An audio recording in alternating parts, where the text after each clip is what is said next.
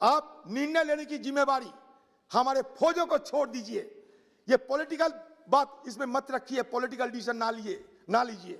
हमारे फौजों को जिम्मेवारी छोड़ दीजिए, क्योंकि जब गलवान में घटना घटती है, हमारा 20 जवान शहीद हो जाते हैं, उस 2 दिन के बाद आप अगर कहे प्रधानमंत्री होने के नाते कि गलवान में कोई नहीं घुसे, किसी ने कहीं कब्जा नहीं किया, तो सबसे ज्यादा सुविधा किसको होता है? चीनी सरकार को।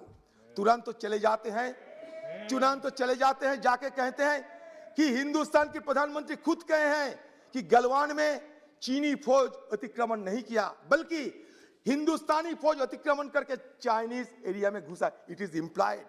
तो हमें कमजोर होना पड़ा। और यह तो अब देखिए, हमारे रक्षा मंत्री लड़खड़ाते हुए कह दिया कि हां अतिक्रमण हुए हैं। जब प्रधानमंत्री जी का बयान आ गया, डिफेंस मिनिस्टर की वेबसाइट से उनका बयान हट गया। क्या होते हैं? चलिए, उत्तराखंड में बड़ाहाटी में क्या हुआ? हमारे सरहद पे आके चीनी फौजों ने हमला कर डाला।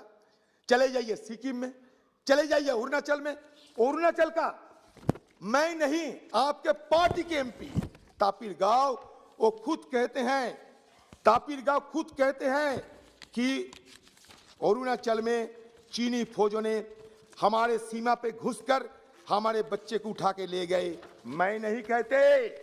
तापिर गाव की ये ट्वीट आपको पढ़ा के सुनाता हूं।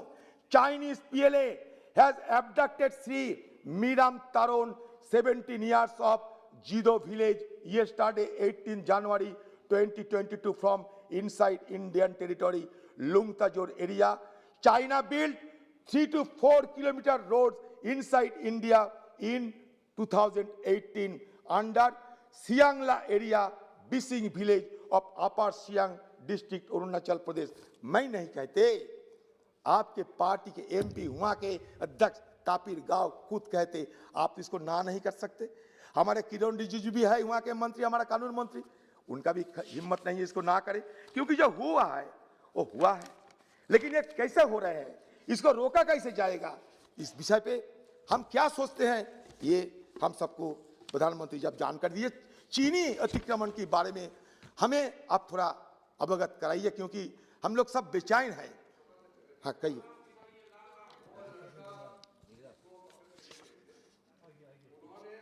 के बयान दिया है पब्लिकली और स्टेटमेंट में दिया है कि वो बॉर्डर एरिया में जहाँ डिफाइंड नहीं है, सबको मालूम है, वो वहाँ गए थे हंटिंग के लिए, और वहाँ जाते समय कि उसको नहीं मालूम है बॉर्डर कहाँ है, क्योंकि डिमार्केटेड लाइन नहीं है, तो वहाँ उनको पकड़ा है। वो खुद ने कहा है चाइना इंडियन टेरिटरी में घुस के पकड़ के ले गया। उन्होंने खंडन किया, ऐसा नहीं है। तो मैं आदर्श जी को अनुरोध करता हूँ कि आप मिस कोट मत करो, और यह सदन बहुत इम्पोर्टेंट है, हर बात को यहाँ रिकॉर्ड होता है, इसलिए आर्मी ने भी इसका क्लैरिफाई दे दिया है, इसलिए मिस कोट ना करें। आप मतलब मेरा जो बात है ना, इस बात को घुमा फिरा के कहने की कोई जरूरत है, सब जानते हैं, क्योंकि ये सारे दुनिया में ये सारे चर्चा हो रहे हैं कि चीन हमारा अंदर घुस रहे हैं, हमारे अंदर घुस के बिल्डिंग बना रहे हैं, पैंगोंग में ब्रिज बना रहे हैं। ये पेंटागन खुद कहते हैं, मैं क्या हूं, मैं एक छोटे मोटे आदमी हूं।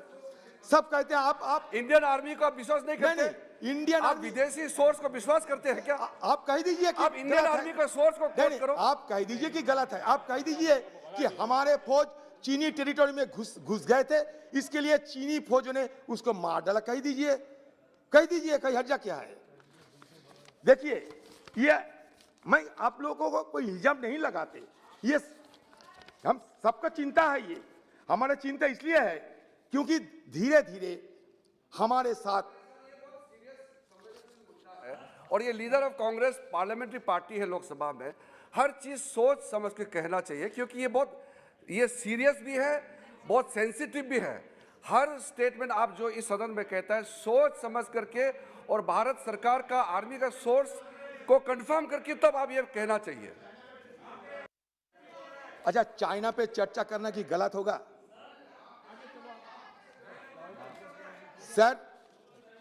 सर मैं ये कह रहा हूं कि डोकलाम में हमारा फौज आपकी नेतृत्व में डांट से रुका था, लेकिन बात यह है डोकलाम से हम सीख नहीं किया।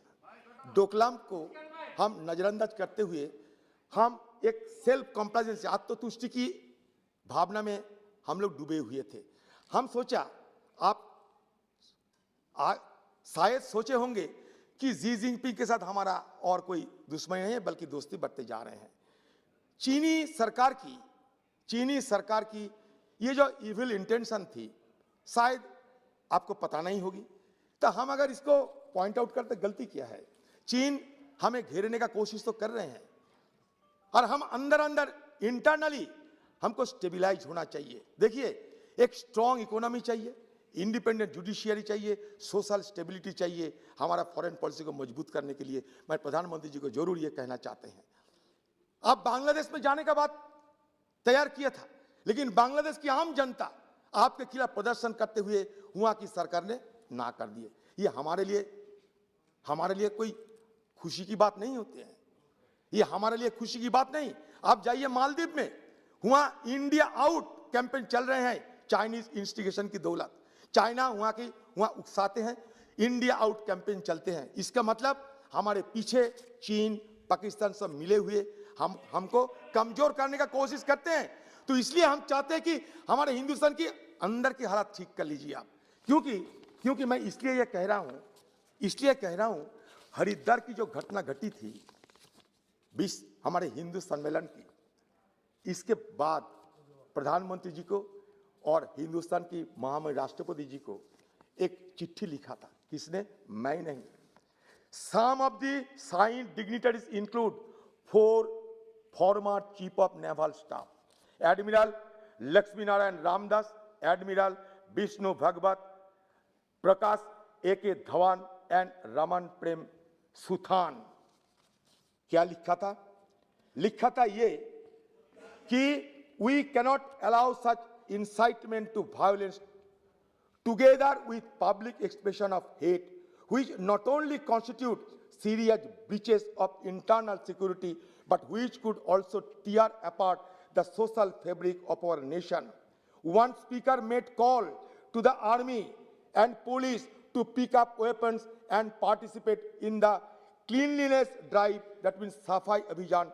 This amounts to asking the army to participate in genocide on our own citizen, and therefore it is condemnable and unacceptable. We are seriously perturbed by the content of the speeches made during 3 to 4 days religious conclave called a Dharam Sangsad that Hindu sadhus and other leaders held at Haridwar between 17 to 19 December 2021. There were repeated calls for establishing a Hindu Rashtra and, if required, picking up weapons and killing of India's Muslims in the name of protecting Hinduism. Sir, ये मैं प्रधानमंत्री जी की निगाहों में रखना चाहते हैं। शायद सब ने उनको सच्चा नहीं भी कह सकते, इसलिए मैं सोचा कि प्रधानमंत्री जी को आज मौका मिलते ही ये सारे बात हाँ सर करते हैं। सर, मैं अभी इस बात पे आते हैं कि हमारे हिंदुस्तान की नौजवान बेरोजगार है। 53 मिलियन नौजवान बेरोजगार पड़े हैं, सीएमआई रिपोर्ट कहते हैं। मोदी जी कहते थे चुनाव के पहले सालाना 2 करोड़ नौकरी, अभी कह रहे हैं 60 लाख। कम कर दिया, ठीक है, अच्छा किया। लेकिन जो बेरोजगार पड़े हुए हैं वो क्या करेगा? वो अभी क्या कहते हैं जानते हैं? मोदी जी, आपको अच्छा दिन की सपना हम देख लिया है और ये अच्छा दिन का सपना नहीं देखना चाहते। वो क्या कहते हैं? मोदी जी, आप हमारा बुरा दिन लाइए, मोदी जी लौटा दे हमारे बीते बुरे दिन। हम कहते हैं बेकार नौजवान, बेरोजगार नौजवान कहता है मोदी जी मुझे लौटा दे बीते बुरे दिन। अब किधर जाओगे? आप महंगाई को देखिए, आप चौंक जाओगे प्रधानमंत्री जी। ये क्रूड पेट्रोलियम प्रोडक्ट 2014 साल में 1 लीटर पेट्रोल की 68 रुपया दाम था, आज 110 पर लीटर। कितना फीसद बढ़ोतरी हुई है? 62%। डीजल 57 पर लीटर थे, आज बढ़ के चले गए 95 पर लीटर, 67% इजाफा। एलपीजी सिलेंडर 414 पर सिलेंडर, अभी 900 पर सिलेंडर, 117 गुण इजाफा। टमाटो 18 2014 में, अभी 84% इजाफा। कैप्सिकम 33 रुपया थी, अभी 72 रुपया, 118% इजाफा। कहां जाएंगे हम लोग, कहां जाएंगे यहाँ के आम जनता? मस्टर्ड ऑयल से लेके कोकोनट ऑयल, ग्राउंड ऑयल, वनस्पति, तूर दाल, उड़द दाल, मसूर दाल, गरम दाल, हर जगह दाम में जिस तरह की इजाफा होते हैं, आम लोग भी कहने लगे हैं मोदी जी लौटा दे मेरे बीते बुरे दिन। क्योंकि